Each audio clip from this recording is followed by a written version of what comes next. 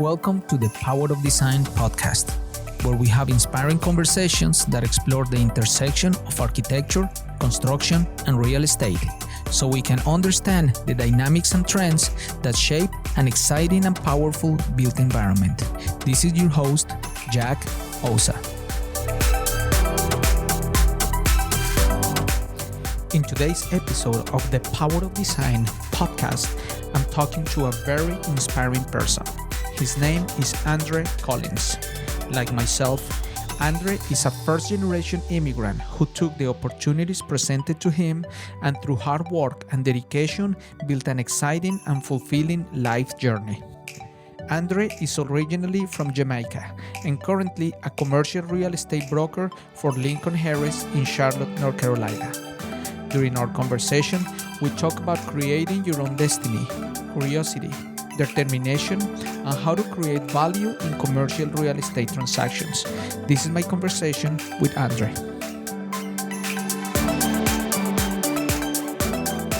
André, welcome to the Power of Design podcast. How are you today? I'm doing good. Thanks for having me. André, you have quickly evolved your career in the commercial real estate industry.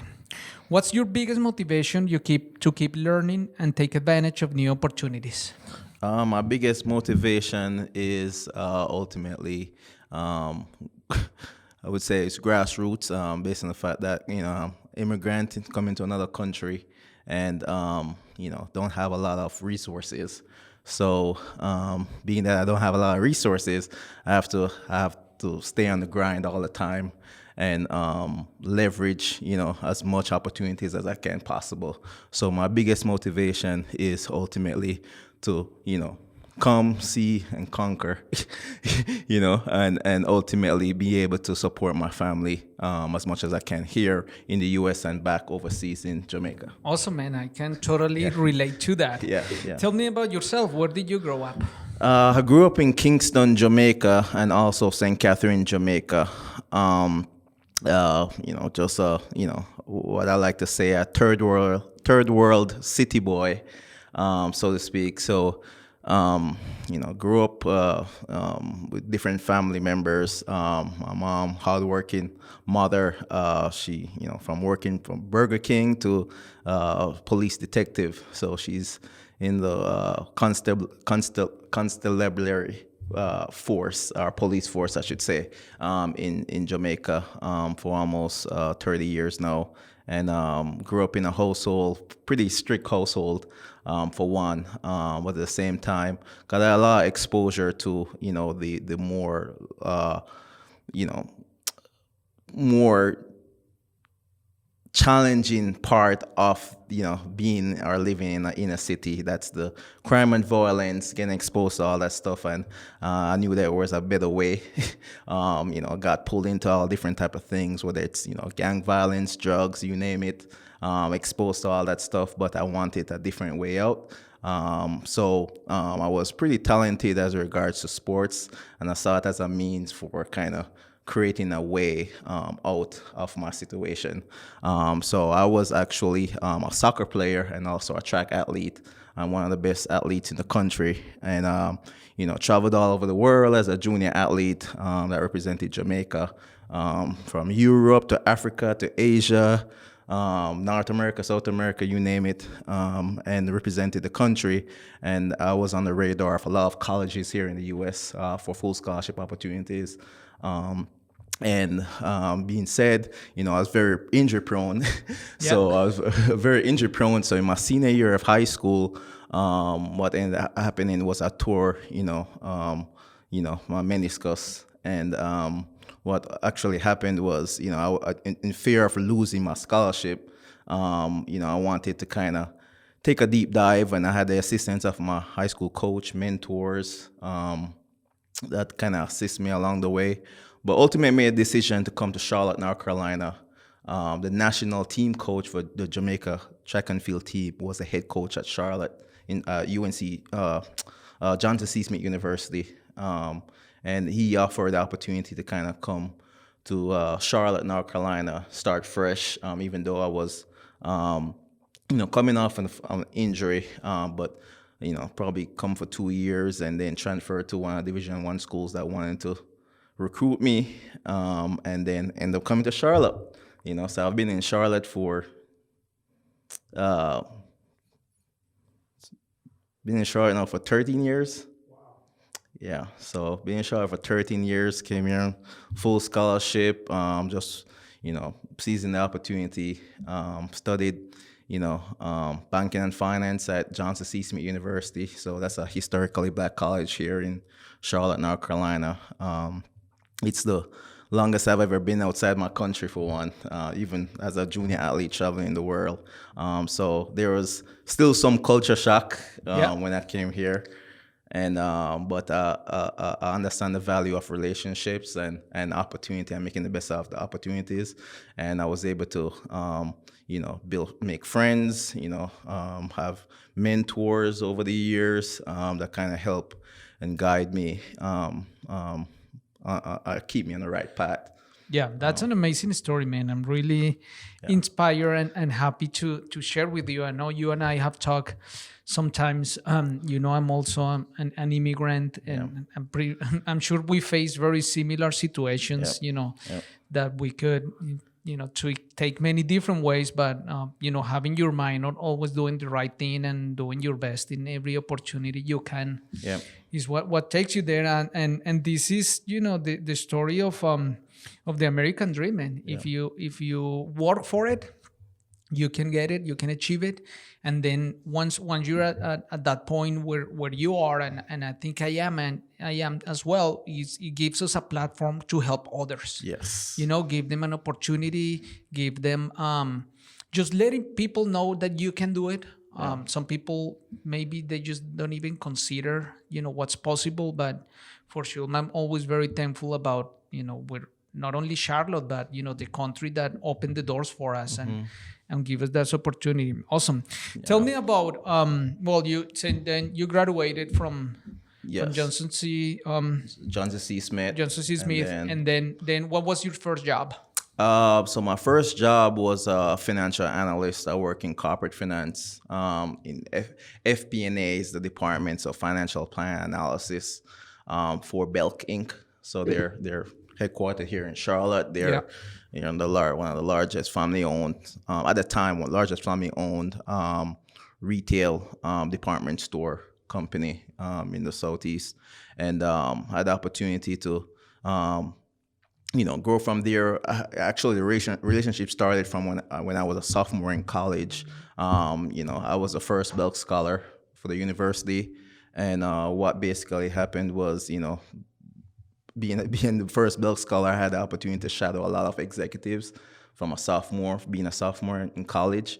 And I was able to build those relationships over the years and had a job offer my junior year of college. So my entire senior year, I had a job waiting on me, which I was very fortunate and grateful for. So in my job, that entails sales planning. So I did total company sales planning. So $4 billion sales plan. I built for 301 stores in 16 states. So that was my job. Build the sales plans, 1 year, 3 year, 5 year sales plans. I also did the tracking and forecasting for the total company.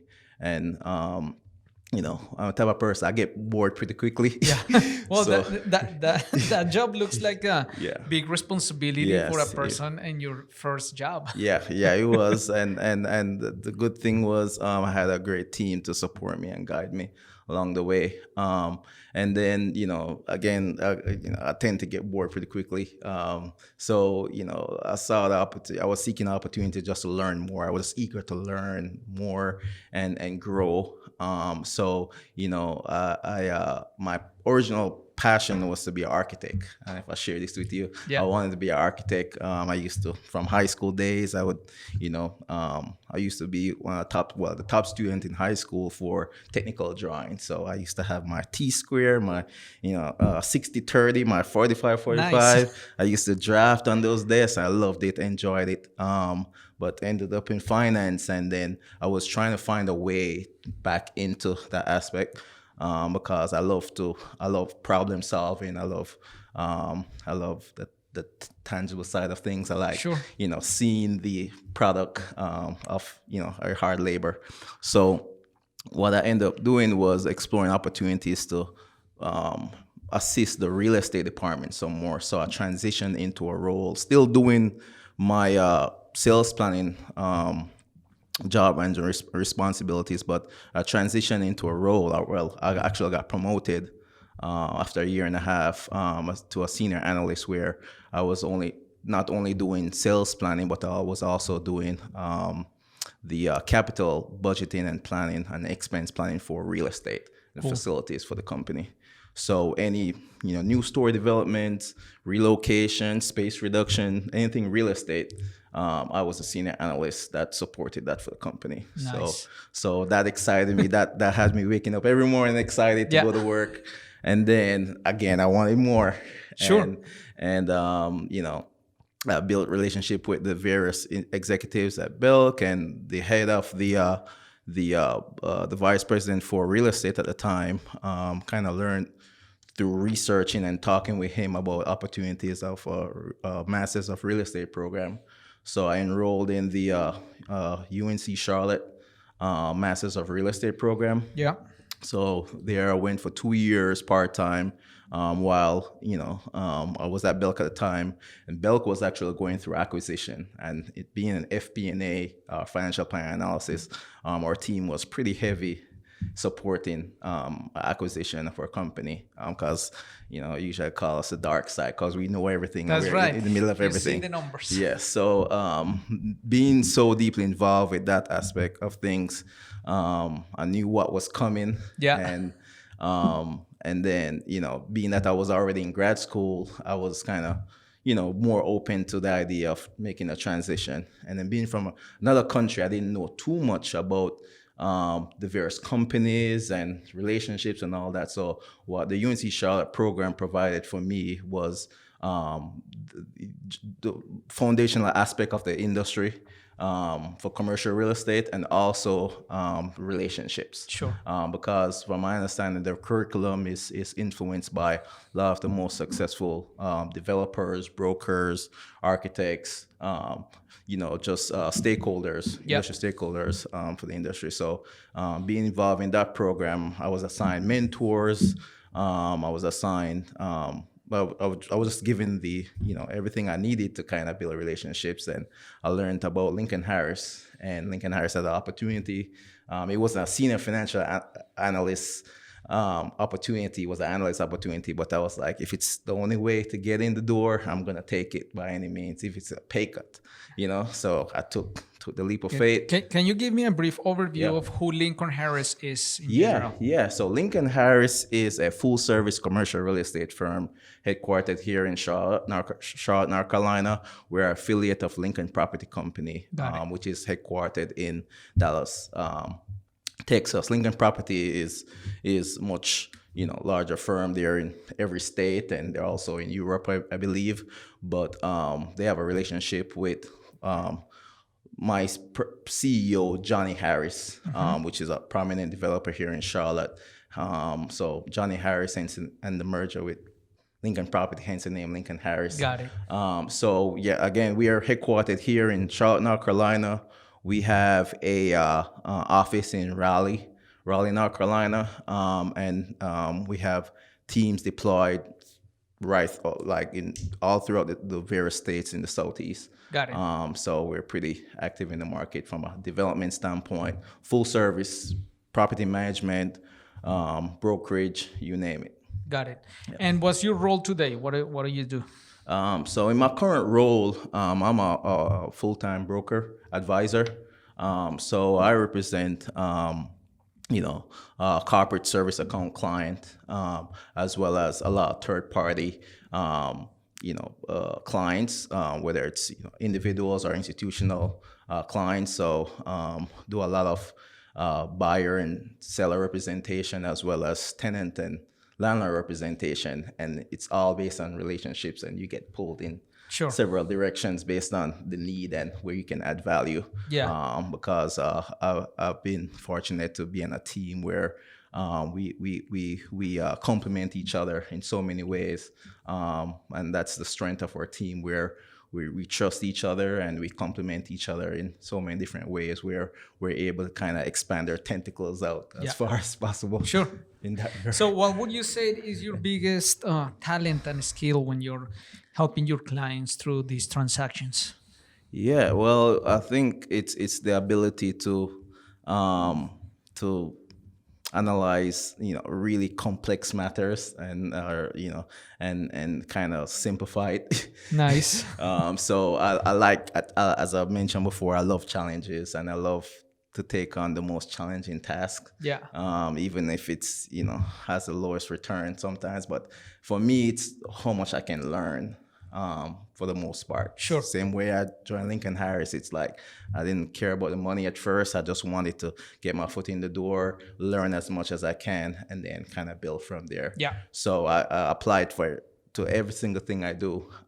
So as it relates to clients, as I mentioned before, I work with various types of clients, but being able to,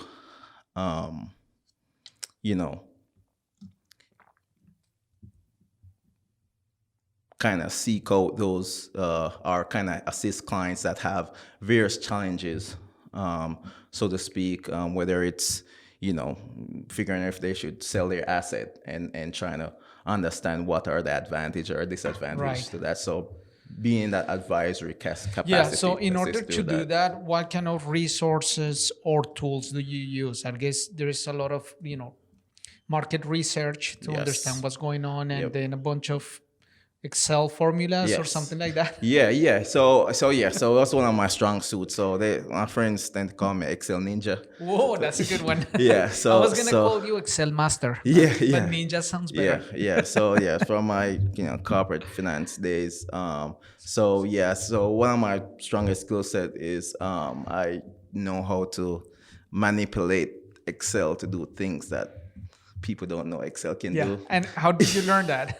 I taught myself. Good. Yep, I taught myself. A lot of YouTube and Google. And trial and error. Nice. Lots of trial and error. And, back in the day, I was a gamer. I love technology. Yeah. And I learn a lot by repetition is a good teacher. So the more I do it, the more I make mistakes, the better I get. And I will never make that mistake ever again. Oh yeah. So for me, that's how I learned a lot of stuff, because I'm also a bit developer as well, like web developer. Yeah. I taught myself how to do a little bit of that as well. So that's awesome, man. That's one of the things that I think is very exciting to live in this period of time, because if you want to learn, all the information is out there for free. As long as you have access to Google, YouTube, and podcast, you can learn anything you want. Anything. I'm actually learning graphic design right now. Nice. So that's what I've been doing on my weekends. And, some people, they do different things, like, and that's not to knock anyone. Everyone has their thing that they like doing. It's a hobby for me. I just like learning, so I like to learn different things as a skill set. I like to invest in myself. Sure. Yeah, no, that's the best investment you can do on your own education. We'll be right back with more from the Power of Design podcast. The Power of Design podcast is brought to you by OSA Studio, a multidisciplinary design firm focused on creating impactful experiences through the power of design. We partner with our clients to create buildings, interior spaces, brands, and strategies that help you deliver a successful project. As a minority-owned firm, we are committed to building a diverse platform of curious and driven design professionals so we can together pursue our full potential. For more information, please visit us at www.osastudio.com. So tell me about your clients today. What do you think is the biggest challenge that your clients are facing today?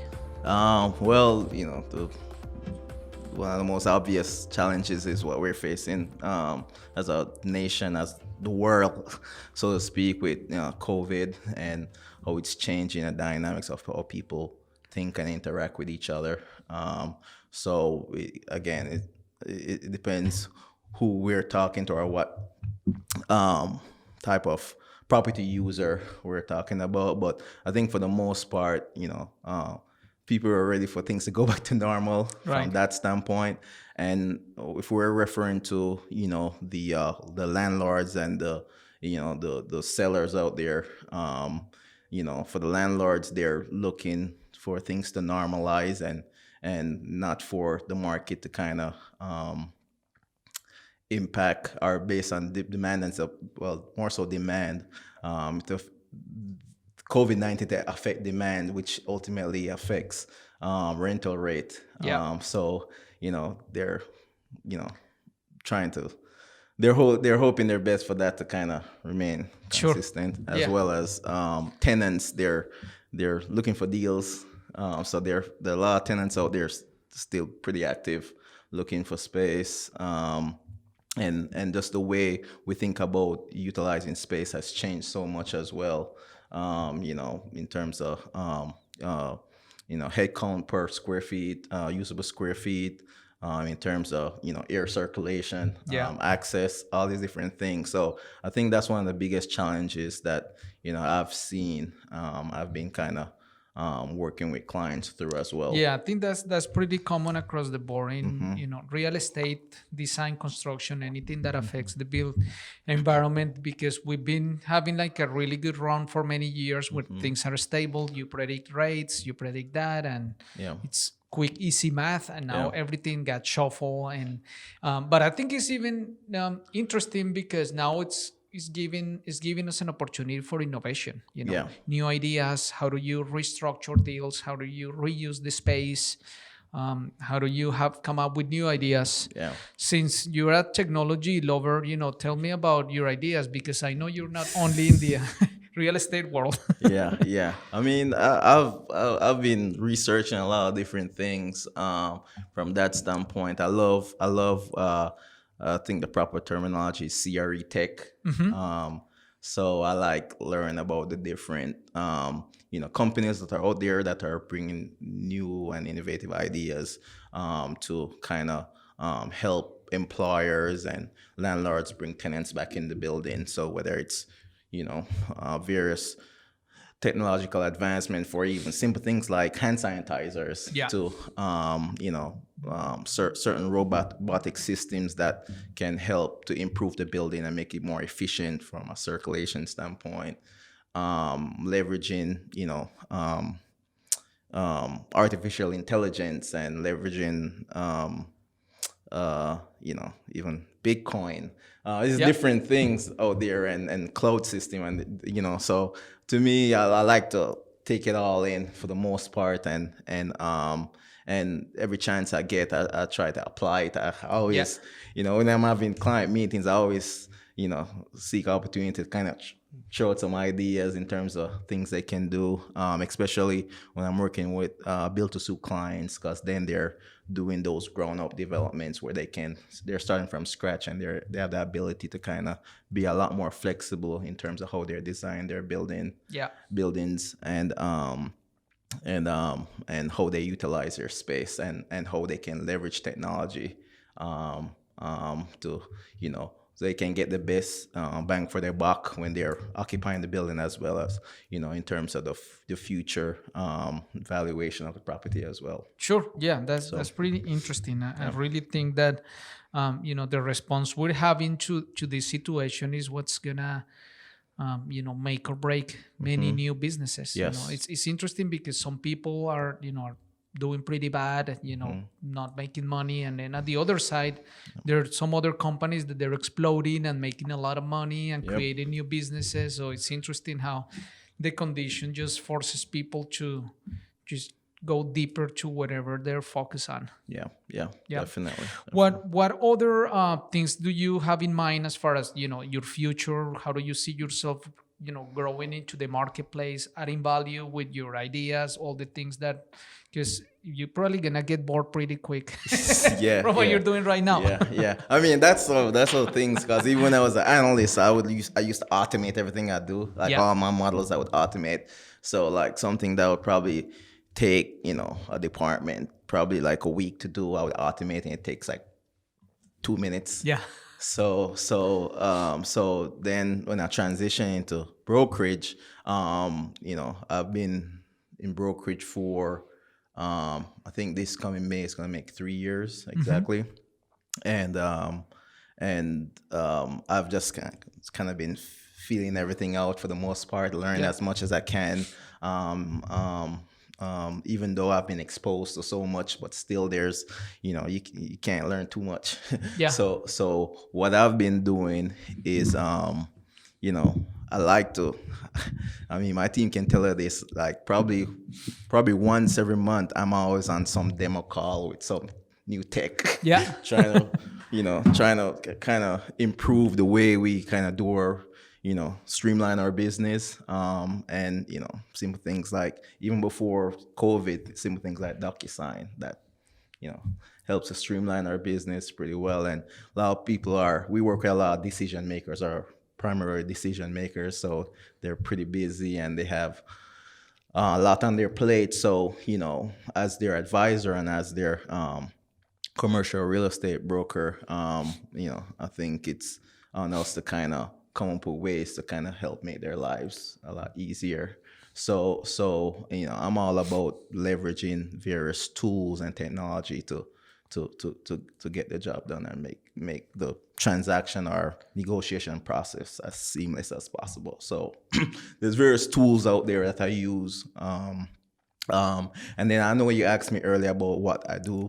So being that my background, I do a little bit of everything. So I mean, I do everything from underwriting the deal to negotiating the deal. I also like market research. I know to analyze. I love big data. I'm a big data guy. Yeah. And then also I like graphic design. I love marketing. So I like to touch all these different things, but at the same time, I don't know everything. Sure. So I leverage my relationships with the real experts out there to learn as much as I can. And then, when I'm working with clients, then I'm able to kind of take a page from all these experts' book to kind of create the best solution possible. Yeah. If that makes sense. Yeah, let me know if you agree with this appreciation I have, which is about doing too many things or having too many interests. I'm also very interested in many things. I like design, I like technology, I like business, and being an immigrant, at least from where I'm from Colombia. I feel that the professional mindset, it's very open. It's very there's a lot of variety and possibilities to do things. And since I've been in America and in United States, and I love it, and it's been great. And spending a lot of time in corporate America, I realize how why the country is what it is. A lot of organization, project management, many processes, things that are meant really good, streamlined. Yeah. But it gets to a point where I feel the whole, let's say, professional system is based on specialization, which is good because you get an expert to do certain tasks. However, I think when you're growing up in that environment, you start believing that you have to limit yourself in order to advance within the corporation. I agree. And the worst part is that then you start giving up on your dreams, ideas, natural talents that in order to advance, you cannot exercise. And to me, that was very frustrating when I used to work for somebody else, because I had this specific role. I could not do this. Even if I have the interest, I could not exercise that interest. Yeah. And that was very frustrating to me. That since I started my own business, I really feel that I'm growing. I feel in a state of creative expansion because I can explore different things. I can touch marketing, design, technical abilities, podcasting, talk to people like you, do many things where I think we all have been created with an amazing brain and heart to have unlimited potential. So, what do you think about that? Yeah, I mean, I agree with your comment there as regards to specialization. But for me, I mean, everyone's different. I mean, so I mean, for me, I'm always I'm I'm always doing different things. So I mean, as started from a young age. I mean, even sports. I mean, I was a track athlete, and I was in the ranking the top 16 in the world for my event for track. But when I'm in track season, I was one of the best soccer players in the country as well, and I also played field hockey. And I also played a little cricket as well. Sure. so like, and then I wasn't just, I wasn't the guy on the bench. I was a starter. I was, all these different things. Plus, I was also a great student athlete as well. So I think it comes down to how you apply yourself at the end of the day. Because even when I was in college, it was the same thing. I would take 18 credits, and I would do all these different, student organization. And plus be a student athlete as well. So for me, I think it's how you apply yourself, and then it all comes back around. So if you're doing things, even if up front you don't think there's any synergies, it always comes back around. That's so for sure. like even things that I mentioned earlier, like web development. I've been teaching myself that, as well as graphic design. But I've had ideas around helping to create efficiencies in the business for that, and my exposure to various aspects of the business will help my thought process.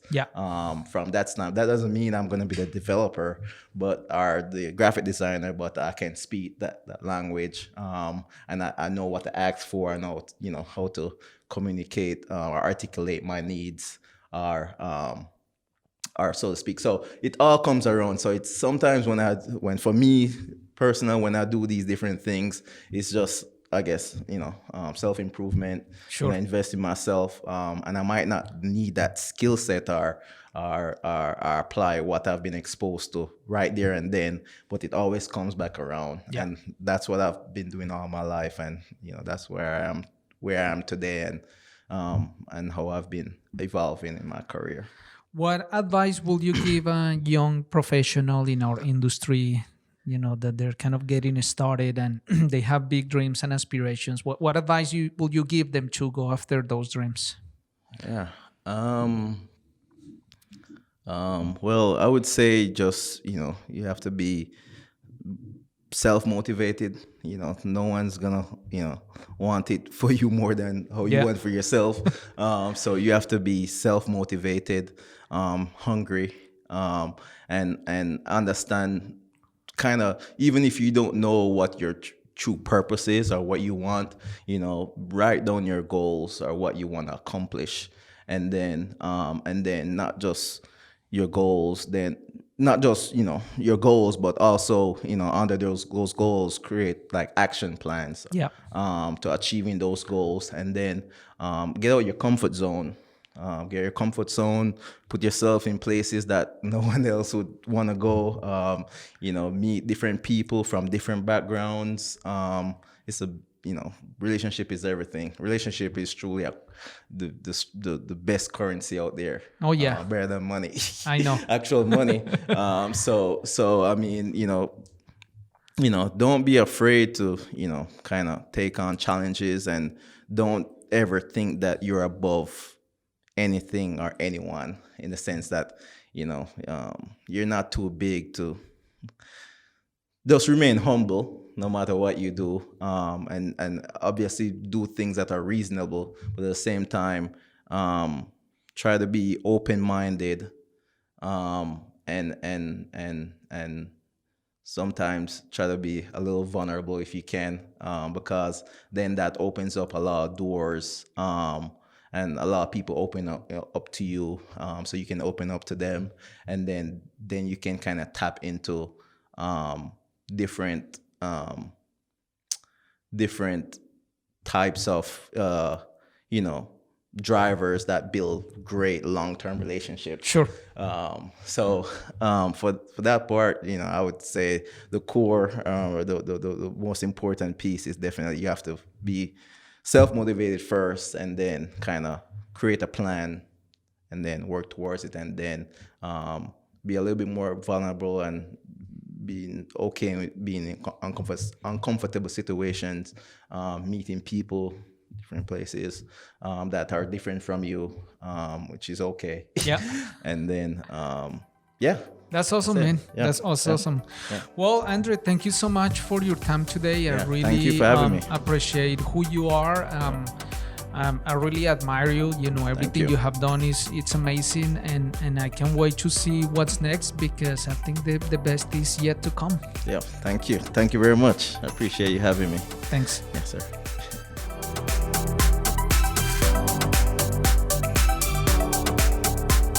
Thank you for listening to the Power of Design podcast. Remember to rate and review on Apple Podcasts, Spotify, or wherever you listen. Find out more about Jack and Osa Studio at osastudio.com, and follow us on Instagram at the Power of Design podcast. Thank you.